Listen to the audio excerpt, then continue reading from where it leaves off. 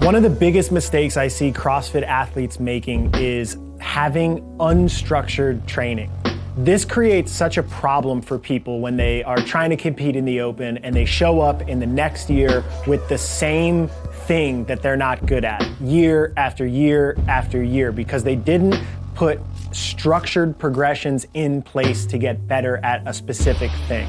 And that specific thing could be a strength movement, like a snatch is a really common one that people need to get better at to be good at the sport of CrossFit, but don't always get access to in their general training programs. You might be great at doing repeated 75-pound power snatches or 95-pound repeated snatches, but then it comes out in the open and there's a structured and progressive way that the weights jump up and you stare at the bar because it's either too heavy or you're missing out in front, all stemming from the fact that over the course of that year of training leading up to that moment, you didn't really put any structure in place to get better at that skill. So snatch is just one example of this. This also happens with endurance movements, like on the rower, which comes out in the CrossFit Open very regularly.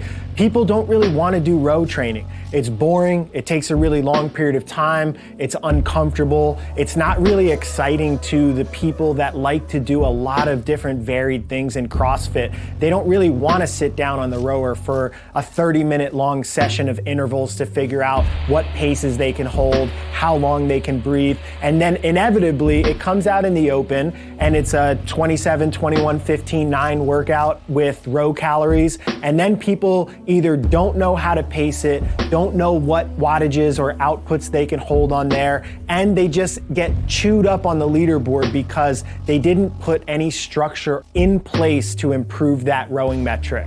Another huge common example is muscle ups. Muscle ups is something that requires a lot of progressive skill work, getting strong enough in your grip to hold on to the rings, having a good body line when you're swinging, being able to stabilize when you get on top of the rings. And if you're not really doing any structured training progressions on that, there's really no right for you to expect that you're gonna be able to get in that moment and then just jump up and crush your muscle ups. So they come out in the open and then inevitably you're just standing there looking up at the rings, knowing that you're just gonna get killed on the leaderboard because there was no structure in place to get better. So this is why at Training Think Tank, we're huge advocates of having structured training in place to improve your ability in the sport.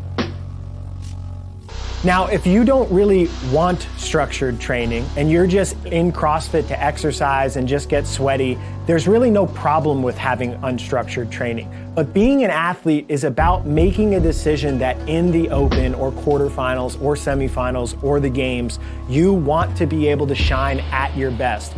And making that decision requires you to be mindful about your training decisions. And we have 10 years of data to look through to determine what makes a good CrossFit Games athlete, what makes somebody good at the open. I know one of the taglines of the CrossFit Games is unknown and unknowable, but at this point there are a lot of variables that are known and knowable and predictable. So having random metcons put into training, no movement checklist, and just doing training haphazardly week after week could leave you going a whole month without touching a specific skill, or a whole multiple months, or a whole off season of not working in a structured way on a specific weakness. And that lack of structure and not having clear intentions with your training will just so likely expose you when it becomes time to be your best as an athlete in the competitive setting that you're trying to compete in.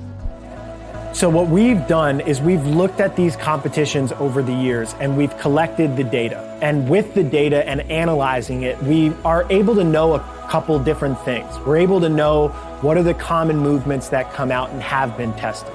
What are some of the common movement pairings that have been tested? What are the general time frames that you have to be prepared for to excel in the open? How fast do you have to do reps of a specific movement in the open? How many reps of each movement do you have to do to obtain a certain level as an athlete in the sport? And this becomes very useful information that can allow you to build structure around in your training. We've created and will share with you a summary of our CrossFit Open data to help you understand how you can better train. What you'll see there are volume comparisons. you'll see it broken out by movement in top 30 in the world, top 500 in the world, and top 10,000 in the world. And what that can loosely correlate to is that top 30 is essentially what we would help our games or aspiring elite athletes train towards. Then top 500 is somebody that would be a semi-final level athlete or an elite athlete or maybe an RX athlete at a big off-season competition like Wodapalooza. And then top 10,000 can be somebody that's aspiring to be a quarterfinals level athlete, and generally they'll fall into kind of an RX or intermediate level of fitness.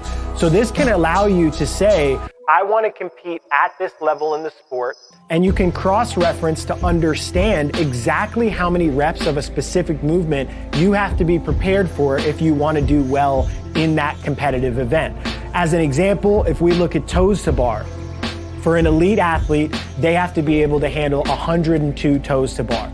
So for top 500 in the world, that number drops to 87 and a half. So if we round up, it's 88 total reps. And for a top 10,000 athlete, it is 66 reps that you would have to be able to be prepared to do in a competitive format. So that's a very, very wide discrepancy. An intermediate athlete, if they can do 66 toes to bar in a relatively short period of time in a Metcon, and they have other things that they need to work on that are bigger priorities, then they can start to understand, okay, this is a bigger weak area that I need to focus on to bring up. And then when that gets to a certain level, then I might start to elevate and say, okay, I want to take my toes to bar from an intermediate level to an RX level. And it can give you an opportunity to have structure in your training to identify exactly what you need to train to get to the level that you want to get to as an athlete. In addition to this data, we also created a movement checklist for you. You can print this checklist out. It operates on 12-week cycles, and you can just go through all of the movements that are on that checklist. And when you do them in your training, whether you're writing them or whether your coach is writing them or whether you're following a training program, you can go off and you can check those movements. And as you go through the course of weeks, you can see, ooh, I haven't touched this movement that comes out in the open in a really long time. I'm gonna put that into my training, or I'm gonna put that into my skill work. These movement checklists and these volume comparisons are literally how we train and prescribe for our athletes. It's embedded into our TTT Compete programs. It's embedded into the individual training programs that I've written for athletes that compete at the highest level in the CrossFit Games. And having structure around your training is unquestionably necessary to get to the highest level in sport. Of all of the athletes that I've met that work with different organizations, one thing that they always do is have structure and purpose to their training to get themselves better at the things they need to get better at in the sport. Once you've implemented this structure into your training, the next major mistake I see people making is not actually practicing competing. And that opens up a whole nother can of worms. And in the next video, I'm gonna explain to you how to practice competing effectively. To get the next 2 videos in this series, access to our historical open data, plus our TTT competitors manual, visit trainingthinktank.com/openmistakes.